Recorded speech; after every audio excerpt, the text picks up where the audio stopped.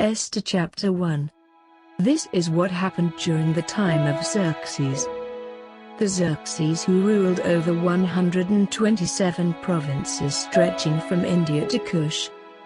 At that time King Xerxes reigned from his royal throne in the citadel of Susa. And in the 3rd year of his reign he gave a banquet for all his nobles and officials.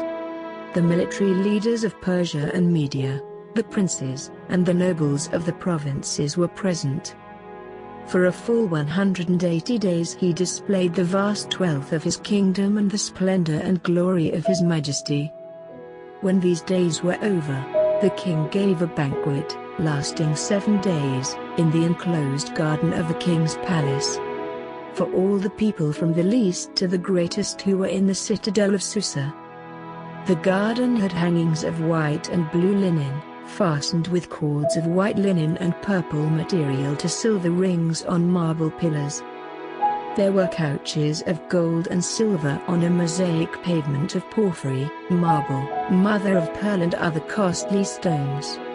Wine was served in goblets of gold, each one different from the other, and the royal wine was abundant, in keeping with the king's liberality. By the king's command each guest was allowed to drink with no restrictions, for the king instructed all the wine stewards to serve each man what he wished. Queen Vashti also gave a banquet for the women in the royal palace of King Xerxes. On the 7th day, when King Xerxes was in high spirits from wine, he commanded the 7 eunuchs who served him, Mehuman, Biztha, Harbona, Bigtha, Abagtha, Zethar, and Carcas, to bring before him Queen Vashti, wearing the royal crown, in order to display her beauty to the people and nobles, for she was lovely to look at. But when the attendants delivered the king's command, Queen Vashti refused to come. Then the king became furious and burned with anger. Since it was customary for the king to consult experts in matters of law and justice, he spoke with the wise men who understood the times, and were closest to the king: Karshna, Shethar, Admatha, Tarshish, Meres, Marsana, and Memucan. The 7 nobles of Persia and Media who had special access to the king and were highest in the kingdom. According to law, what must be done to Queen Vashti? He asked. She has not obeyed the command of King Xerxes that the eunuchs have taken to her. Then Memucan replied in the presence of the king and the nobles, Queen Vashti has done wrong, not only against the king, but also against all the nobles and the peoples of all the provinces of King Xerxes. For the queen's conduct will become known to all the women, and so they will despise their husbands and say, King Xerxes commanded Queen Vashti to be brought before him, but she would not come. This very day the Persian and the Median women of the nobility who have heard about the queen's conduct will respond to all the king's nobles in the same way. There will be no end of disrespect and discord. Therefore, if it pleases the king, let him issue a royal decree and let it be written in the laws of Persia and Media, which cannot be repealed, that Vashti is never again to enter the presence of King Xerxes. Also let the king give her royal position to someone else who is better than she. Then when the king's edict is proclaimed throughout all his vast realm, all the women will respect their husbands, from the least to the greatest. The king and his nobles were pleased with this advice, so the king did as Memucan proposed. He sent dispatches to all parts of the kingdom, to each province in its own script and to each people in their own language, proclaiming that every man should be ruler over his own household, using his native tongue. Esther chapter 2. Later, when King Xerxes' fury had subsided, he remembered Vashti and what she had done and what he had decreed about her. Then the king's personal attendants proposed, let a search be made for beautiful young virgins for the king. Let the king appoint commissioners in every province of his realm to bring all these beautiful young women into the harem at the citadel of Susa.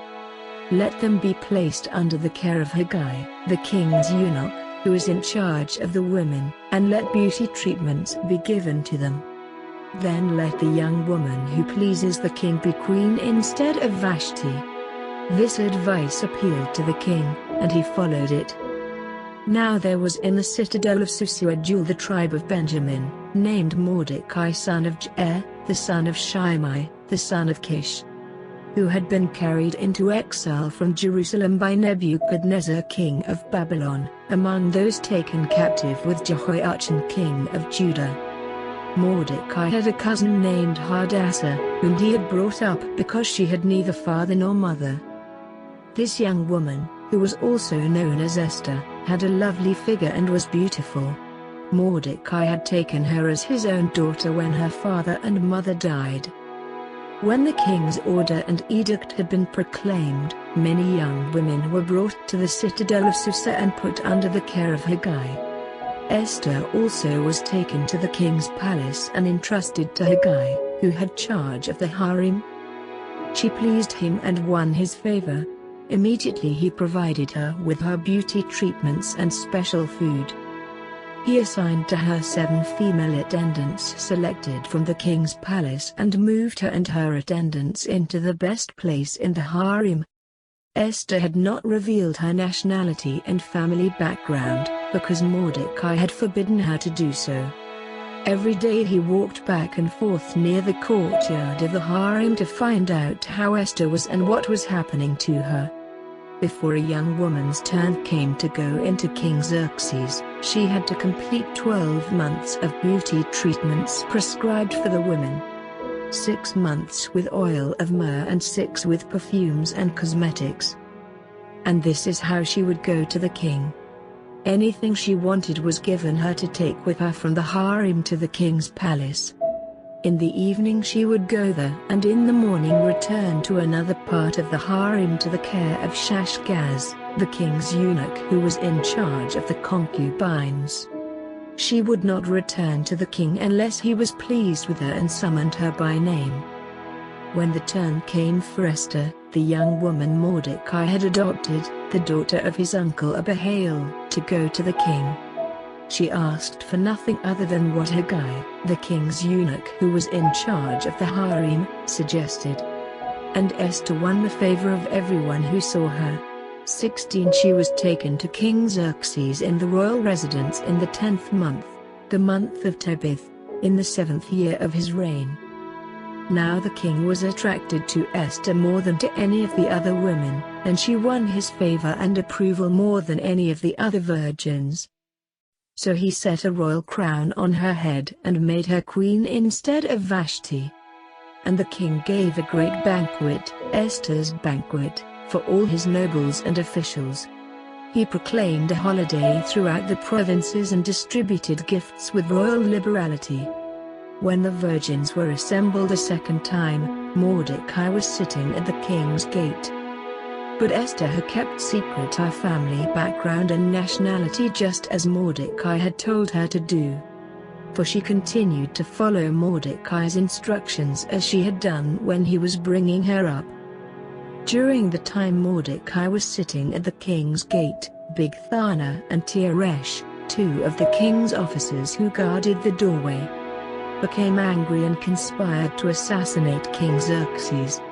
But Mordecai found out about the plot and told Queen Esther, who in turn reported it to the king, giving credit to Mordecai.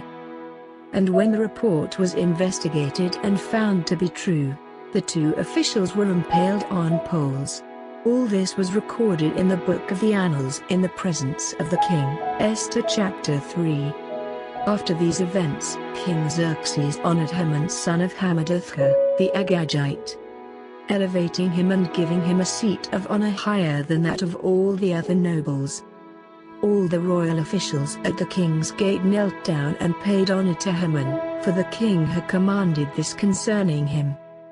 But Mordecai would not kneel down or pay him honor.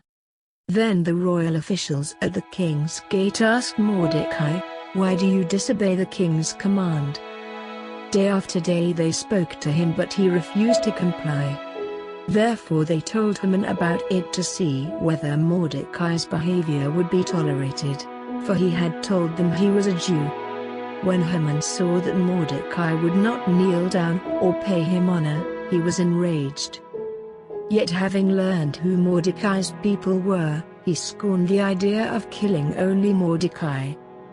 Instead, Haman looked for a way to destroy all Mordecai's people, the Jews, throughout the whole kingdom of Xerxes. In the 12th year of King Xerxes, in the first month, the month of Nisan, the pur, that is, the lot, was cast in the presence of Haman to select a day and month. And the lot fell on the 12th month, the month of Adar. Then Haman said to King Xerxes, "There is a certain people dispersed among the peoples in all the provinces of your kingdom who keep themselves separate. Their customs are different from those of all other people, and they do not obey the king's laws. It is not in the king's best interest to tolerate them. If it pleases the king, let a decree be issued to destroy them, and I will give 10,000 talents of silver to the king's administrators for the royal treasury." So the king took his signet ring from his finger and gave it to Haman son of Hammedatha, the Agagite, the enemy of the Jews. "Keep the money," the king said to Haman, "and do with the people as you please."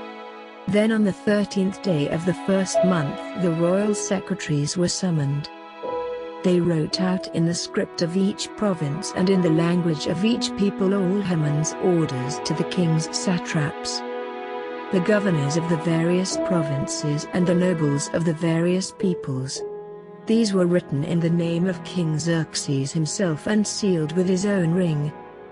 Dispatches were sent by couriers to all the king's provinces with the order to destroy, kill and annihilate all the Jews, young and old, women and children, on a single day. The 13th day of the 12th month, the month of Adar, and to plunder their goods. A copy of the text of the edict was to be issued as law in every province and made known to the people of every nationality so they would be ready for that day. The couriers went out, spurred on by the king's command, and the edict was issued in the citadel of Susa. The king and Haman sat down to drink, but the city of Susa was bewildered. Esther chapter 4. When Mordecai learned of all that had been done, he tore his clothes, put on sackcloth and ashes, and went out into the city, wailing loudly and bitterly. But he went only as far as the king's gate, because no one clothed in sackcloth was allowed to enter it. In every province to which the edict and order of the king came, there was great mourning among the Jews, with fasting, weeping and wailing. Many lay in sackcloth and ashes. When Esther's eunuchs and female attendants came and told her about Mordecai, she was in great distress.